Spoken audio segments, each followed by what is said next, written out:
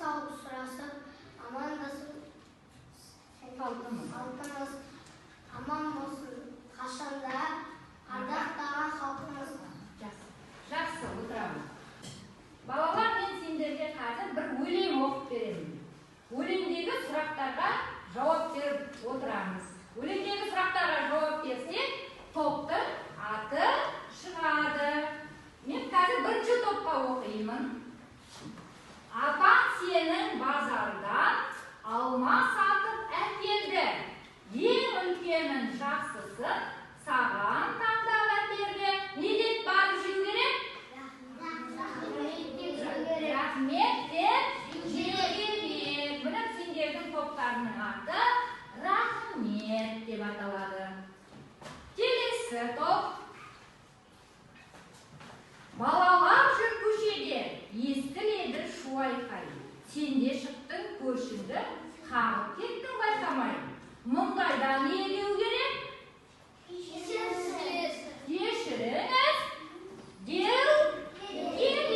Сендердің топтарының аттары кешіріңіз болады. Әжем сенің түскі асқа қант пен кәмпитті салдым ол. Жұрттан бұрын ыдысқа ай-шай жоқ салдым ол. Жөнеді не айтқаның? Рұқсат? Рұқсат сұрап жейміз. Рұқсат етіңіз дейміз. Солай ма? Олай болса сендердің топтарының аты рұқсат етіңіз. Рұқсат етіңіз. Оқулығымызды ашамыз.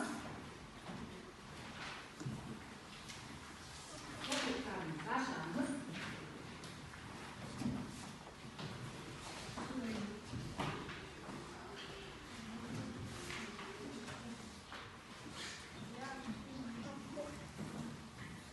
Әнуарбек Дүйсенбек атамызды не деу керек деген өлеңмен танысамыз.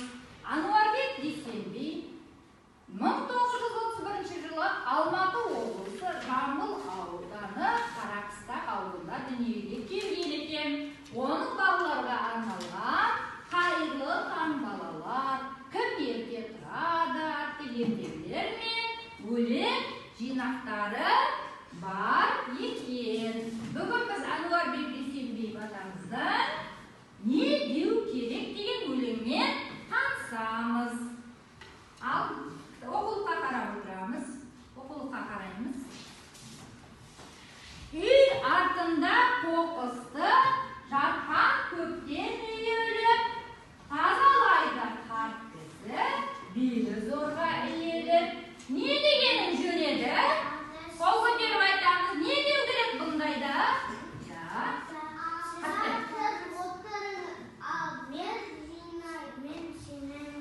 Дұрыс, ата сіз отырыңыз. Мен жинап тастайын деу керек. Ата шаршап қалады. Жақсы, ата шаршап қалады. Екінші қарай, добын апар назарды, дедің ағаң бармадың. Тапжылмадың орнынан, аға тілін алмадың. Сен қай сөзді айтпадың?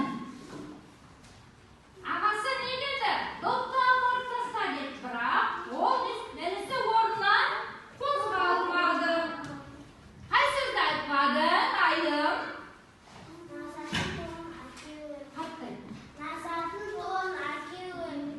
Назардың добын әкеп беру керек еді. Ағасының айтқан не істеу керек еді? Тыңдау керек еді. Ағасының айтқан тыңдау керек еді. Қарай, осы келген бетінде допты қудың жарыстың. Көшенің сол шетінде кезікті бір танысың. Ұмыттың сен не деуді? Бір танысың кездесіп бақ көшедегі атқана не деу керек? Сәлемдер сөйлеу керек соған.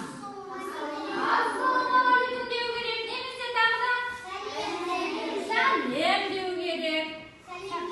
Сәлем берді деу керек. Дұрыс айтасыңдар. Жақсы. Әдепті бала сонда қандай болады? Әдепті бала қандай болады? Жақсы бала. Жақсы бала тағы. Ақылды бала сосын.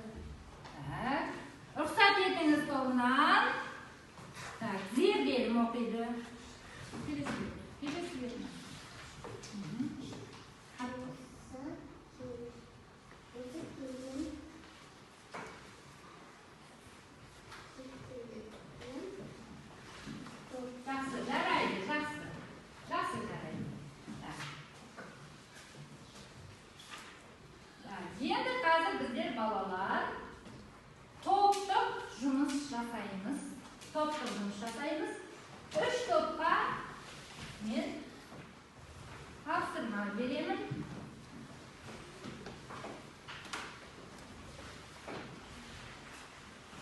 Бірге жасаймыз.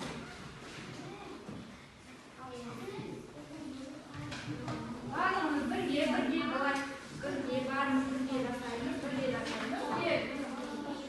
Тапсырма мынандай.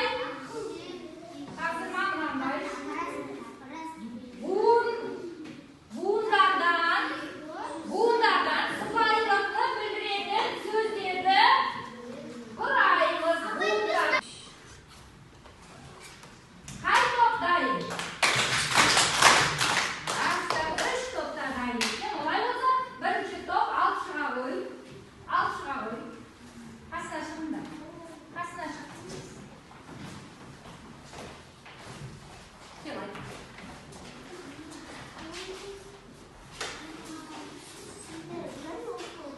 Жанына тұралым.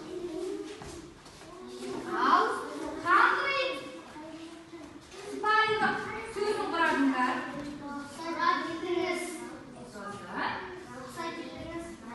Рахмет. Жақсы. Балалар, осылай тұра беріңдер. Рахмет тобын бағалап жіберейікші. Жақсы, отырыңдар. Рахмет, сендерге жарайсыңдар. Келесі кешіріңіз тобы.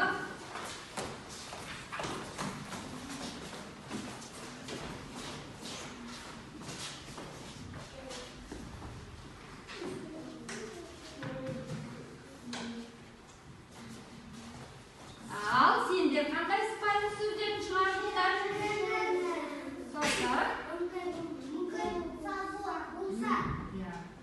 Мүмкін болса. Жақсы. Кешіріңіз тобын бағалап жіберейік.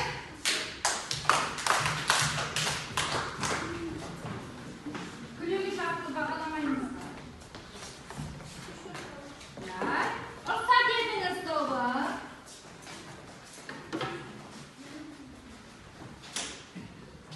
Ал сендер қандай сыпайылық сөздерін шығардыңдар?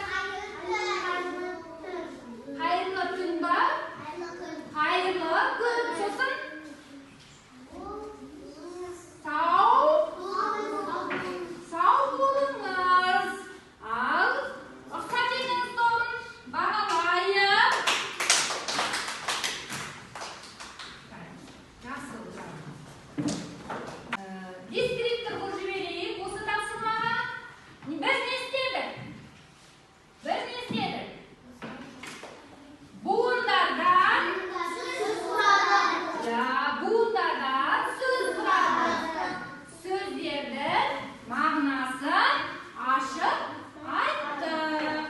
Сөздердің мағынасын ашып айттық. Енді дәптерімізді ашайық.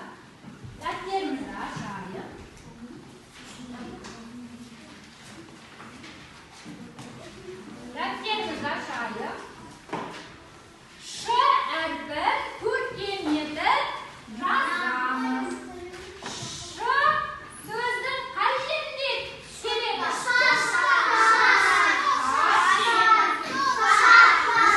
Сөздің қай жерінде келеді?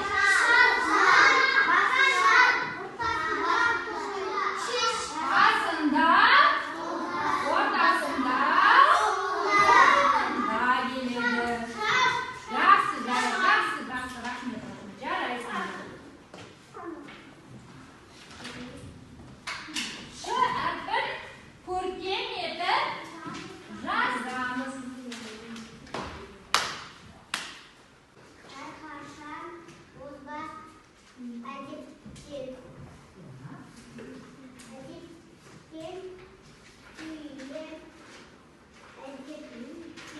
Әдеттен. Жақсы, отыра ғой. Енді балалар, бері қарайық. Қараңызшы жаттығуға. Әрқашан озба әдеттен сөйлеп, әдеттен дейді. Балалар, осы жаттығудан не байқадыңдар? Өлеңде қате бар ма? Қараңдаршы.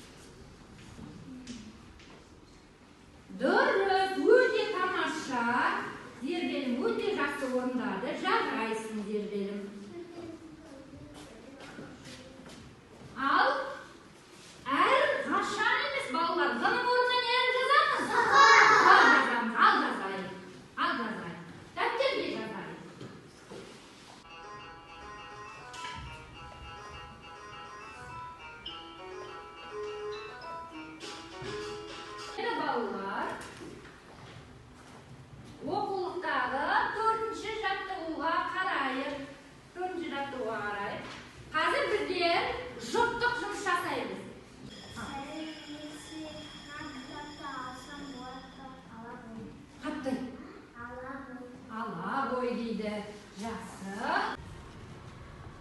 Балалар, сапалақ ойыны арқылы бүгінгі сабағымызды қорытындылайық. Міне мен тақтада шыбындар тұр. Шыбынды немен соғамыз? Соғамыз. Егер де сендер мына буындардан сөзді құрайтын болсаңдар, шыбынды соққан болып есептеледі. Бірінші рахмет тобынан келеді бір оқушы. Рахмет тобынан